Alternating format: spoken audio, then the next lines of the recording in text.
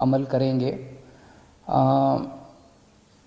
उस मीटिंग में मैंने सभी दलों से एक ही बात कही, ये समय बड़ा कठिन समय है दिल्ली वासियों के लिए, जब कोरोना के केसेस बहुत ज़्यादा बढ़ गए हैं। ये समय राजनीति करने का नहीं है। राजनीति करने के लिए तो पूरी ज़िंदगी पड़ी है।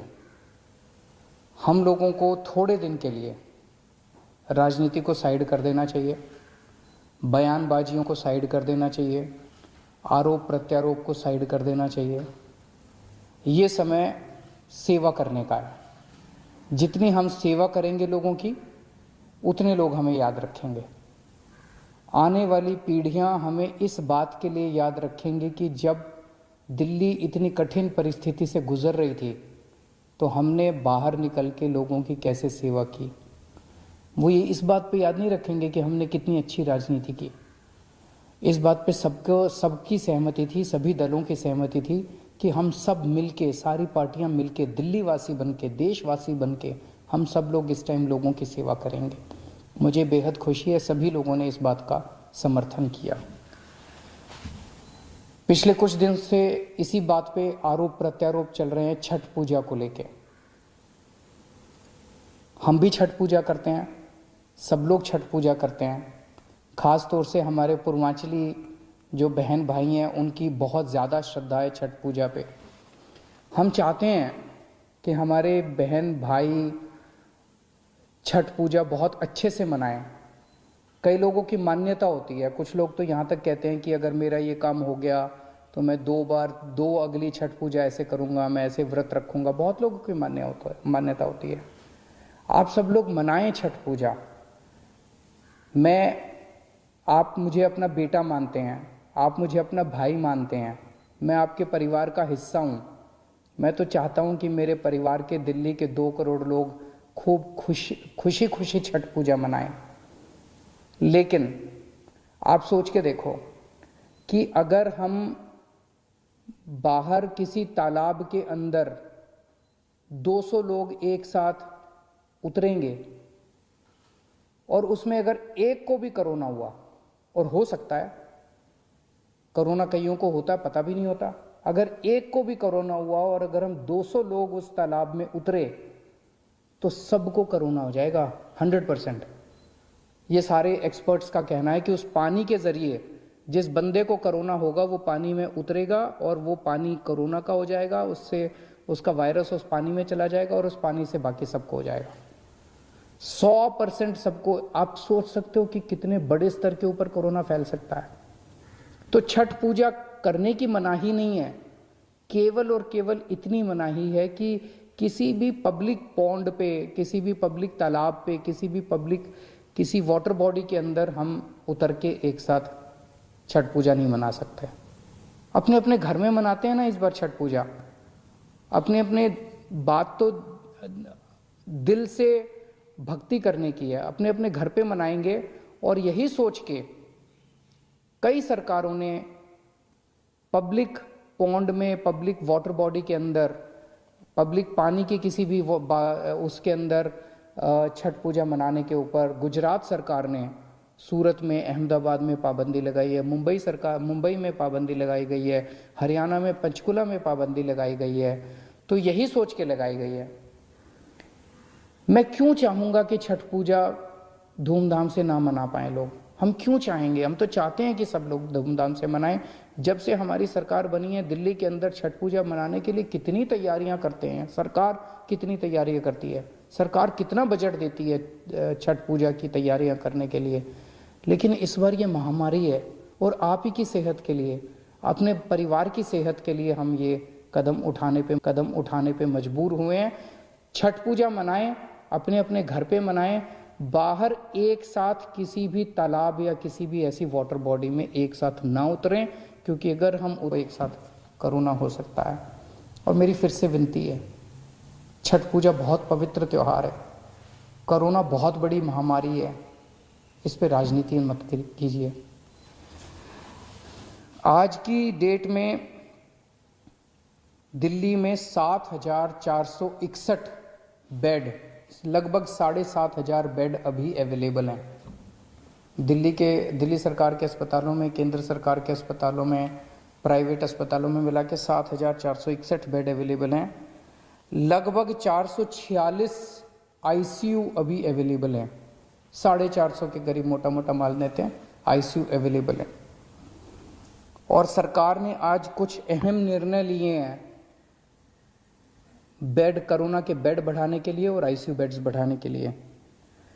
अभी पिछले ने कोर्ट की इजाज़त के बाद लगभग 30-32 अस्पतालों के 80% आईसीयू बेड्स हमने कोरोना के लिए चिन्हित कर दिए थे। अब ये ऑर्डर आज दिल्ली के सभी प्राइवेट अस्पतालों के ऊपर लागू किए जा रहा है कि दिल्ली के सभी प्राइवेट अस्पतालों के 80% आईसीयू बेड्स कोरोना के लिए रिजर्व किए जा रहे हैं। इससे हमें उम्मीद है कि लगभग 300 से 400 और बेड्स प्राइवेट अस्पतालों के अंदर उपलब्ध हो जाएंगे। जो नॉर्मल बेड्स हैं, नॉन आईसीयू बेड्स हैं, आईसीयू के अलावा जो दूसरे बेड्स हैं, वो अभी तक 50% बेड्स प्राइवेट अस्पतालों में कोरोना के लिए रिजर्व थे। अब इनको बढ़ा के 60% बेड्स को कोरोना के लिए कुछ दिनों के लिए रिजर्व किया जा रहा है, जब तक ये महामारी पीक चल रही है। उसी तरह से जितनी नॉन क्रिटिकल प्लैंड सर्जरीज हैं, जैसे आपको टॉन्सिल है, मान लीजिए टॉन्सिल का ऑपरेशन कराना है, डॉक्टर ने कल की डेट दे रखी है, लेकिन वो टॉन्सिल का तो ऑपरेशन अगले महीने भी हो सकता है, कोई क्रिटिकल नहीं है। इसी तरह से कई सारी सर्जरीज होती हैं जिनको क्या कहा जाता है, प्लैंड सर्जरीज। क्रिटिकल नहीं होती, 2 महीने बाद हो जाए, महीने बाद हो जाए, कोई फर्क नहीं पड़ता। ऐसी non critical surgeries, non critical planned surgeries को कुछ दिन के लिए पोस्टपोन करने के लिए सभी अस्पतालों को कहा जा रहा है। और जैसा मैंने कल कहा था कि आईसीयू बेड्स में दिल्ली सरकार अपने अस्पतालों के अंदर 663 बेड्स की और व्यवस्था, नए बेड्स की व्यवस्था कर रही है। और केंद्र सरकार ने 750 आईसीयू बेड्स देने का आश्वासन दिया है। दोनों मिला के मुझे लगता है 1413 और नए आईसीयू बेड्स, केंद्र सरकार के और दिल्ली सरकार के मिला के 1413 और नए आईसीयू बेड्स इससे उपलब्ध हो जाएंगे। मैं अपने सभी डॉक्टर्स का और कर्मचारियों का शुक्रिया अदा करना चाहता हूँ, उनको सैल्यूट करना चाहता हूँ। उन्होंने जिस तरह से न केवल मेहनत की है, उन्होंने सूझबूझ के साथ जिस तरह से दिल्ली के अंदर कोरोना का मैनेजमेंट किया है, ऐसा मैनेजमेंट दुनिया के बड़े बड़े देशों में और दुनिया के बड़े बड़े शहरों में नहीं देखा गया। जिस तरह से हमारे दिल्ली के डॉक्टर्स ने और कर्मचारियों ने जिस तरह का शानदार मैनेजमेंट किया है। मैं आपको एक छोटा सा उदाहरण देता हूं। न्यूयॉर्क के अंदर, न्यूयॉर्क अमेरिका में है, अमेरिका कितना एडवांस्ड देश है। न्यूयॉर्क के अंदर 6 अप्रैल को उनकी पीक आई थी।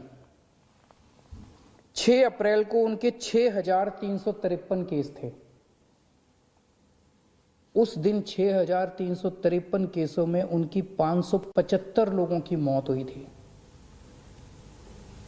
और जो वीडियो आ रहे थे वहां से कि कॉरिडोर में पेशेंट्स पड़े हुए हैं, बेड्स अवेलेबल नहीं है, अस्पताल के बाहर सड़क के ऊपर पेशेंट सब पड़े हुए हैं, वेट कर रहे हैं कि जब बेड खाली होंगे तो हम अंदर अस्पताल के अंदर जाएंगे। बुरा हाल था चारों तरफ और इतनी डेथ हो रही थी, बॉडीज एक दूसरे के ऊपर पड़ी हुई थी। इसी तरह की तस्वीरें स्वीडन से आई थी, इसी तरह की तस्वीरें फ्रांस से आई थी, इसी तरह की तस्वीरें इटली से आई थी। जब बेड्स खत्म हो गए थे, लोग बाहर पड़े हुए थे, लोग जब उनकी पीक आई थी। आज दिल्ली के अंदर लगभग पिछले हफ्ते 8,500 केसेस तक हम पहुंच गए दिल्ली में। लेकिन हमारे डॉक्टर्स ने इतनी शानदार, हमारे मेडिकल सुपरिंटेंडेंट्स ने, मेडिकल डायरेक्टर्स ने, डॉक्टर्स ने, मेडिकल फ्रेटर्निटी ने इतनी शानदार व्यवस्था की है, इतना शानदार कोविड का मैनेजमेंट दिल्ली में किया है कि दिल्ली के अंदर ऐसी व्यवस्था नहीं है। दिल्ली में आज भी 7,500 बेड्स अवेलेबल हैं, आज भी 450 आईसीयू बेड्स अवेलेबल के अंदर पेशेंट्स नहीं पड़े हुए, सड़कों के ऊपर पेशेंट्स नहीं पड़े हुए। इतनी ज़्यादा पीक आने के बाद भी 100-125 के करीब डेथ्स हो रही हैं। नहीं होनी चाहिए, ये भी ज़्यादा है, इसको कम करेंगे। लेकिन जब आप इतने एडवांस्ड कंट्रीज से कंपेयर करते हो जहाँ पे बुरा हाल हो गया था, मुझे लगता है हमारे डॉक्टर्स ने बहुत शानदार प्रदर्शन किया है। इन सभी डॉक्टर्स की ये समय है हम सब पीठ थपथपाएं। अगर कोई भी आपको डॉक्टर मिले, कोई भी नर्स मिले जो कि कोविड के लिए काम कर रहा है, उसकी एक बार पीठ थपथपा देना, उसका शुक्रिया अदा कर देना, ये बहुत ज़रूरी है। मैं अभी अभी एलजी साहब के पास गया था मिलने के लिए। मैं एलजी साहब को सारी कोरोना की जो दिल्ली की परिस्थिति है उससे उनको अवगत करा के आया। हम दोनों ने माना कि दिल्ली के अंदर जहाँ जहाँ दिल्ली में बहुत सारे लोग मास्क पहन रहे हैं, लेकिन कई लोग अभी भी मास्क पहनते नहीं हैं, तो लोगों को मास्क पहनवाने के लिए कई बार जब कहने से बात नहीं बनती तो फिर थोड़ा सा टाइट करना पड़ता है। तो फाइन अभी 500 रुपये था, इसको बढ़ा के 2000 रुपये फाइन किया जा रहा है कि जो जो मास्क नहीं पहनेगा उसके ऊपर 2000 रुपये का फाइन लगाया जाएगा। मेरी सबसे अपील है, इस टाइम मैं दिल्ली के सभी लोगों से अपील करना चाहता हूँ, जितनी सामाजिक संस्थाएं हैं, जितनी धार्मिक संस्थाएं हैं, जितनी पॉलिटिकल पार्टीज़ हैं, आज मैंने पॉलिटिकल पार्टीज़ को भी यही कहा, मैंने कहा कि आप अपने सारे कार्यकर्ताओं को सड़क पे उतारिए और उनको मास्क दे के भेजिए कि वो मास्क बांटे। कोई अगर सड़क के ऊपर मिले जिसने मास्क नहीं पहना हुआ, जितनी धार्मिक संस्थाएं हैं उनसे भी मेरी यही निवेदन है, सबको मास्क बांटिए। अगर आपने मास्क पहन लिया, आपके कोरोना होने के चांसेस बहुत ज़्यादा कम हो जाते हैं। तो मेरी सभी संस्थाओं से, धार्मिक संस्थाओं से, सामाजिक संस्थाओं से, पॉलिटिकल पार्टी से सबसे निवेदन है कि अपने अपने कार्यकर्ताओं को मास्क दे के सड़क पे उतारिए कि वो मास्क सबको बांटे कि सब लोग मास्क ज़रूर पहने। अगर आप मास्क पहन लेते हैं तो आप कोरोना से काफ़ी हद तक बच सकते हैं। और अगर आप एक किसी को मास्क पहना देते हैं तो आप ये सोचिएगा कि उसको कोरोना से बचाने का आपको पुण्य हो गया। एक आदमी को आपने कोरोना होने से बचा लिया, इस बात का आपको पुण्य हो गया, इस बात का आपको सुकून मिल सकता है। नमस्कार। All right, Chief Minister Arvind Kejriwal live right there, going on to say 2,000 rupees fine if you are found not wearing a mask here in the national capital. This is in rise of the COVID crisis.